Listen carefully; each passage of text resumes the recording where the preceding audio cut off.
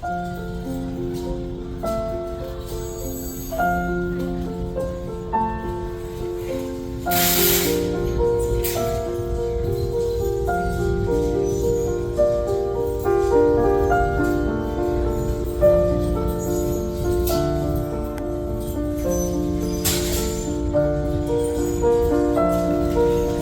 narito ako sa thrift store dito sa aming town at nakakita ako ng toolbox. Mukhang makapakinabangan ko to dahil marami tayong tools, di ba? May lalagay ko to sa garahe. Intact siya at wala akong nakikitang mga sira. Luma na siya, may mga stain pero okay pa yung integridad niya. $14 ang isa.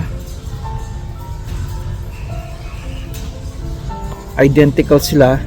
Papakita ko sa inyo kung bakit ako nag-interesado dito. There's your typical tab, locking tabs. At bubuksan nyo. So may typical tray. Yung loob ay decente. Anong ka-special nito? Well, not really so special about it, pero kinda unique. It locks. Ito kaibigan, meron siya dito na drawer, easy access, pero hindi nyo mabuksan. Alam nyo paano nyo mabubuksan? Kailangan nyo i-pull itong tab, i-unlock. Once na ma-unlock nyo yan, nakasara, just pull it up. At saka freely mabubuksan nyo na. That's a good feature. Lock it. Identical to sa isa. Tama-tama, partner sila. It's $14. Hindi siya mura, hindi rin siya mahal. For the condition, I think decent ito. Kukunin ko kaibigan.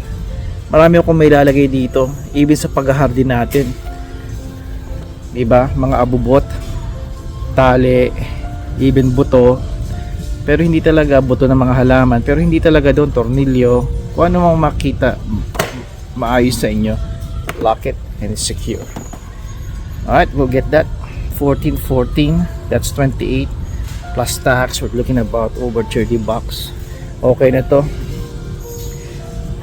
It's probably $40 or $50 ang brand new nito. Pero again, hindi nga brand new pero intact siya. Well yeah, kukunin ko to.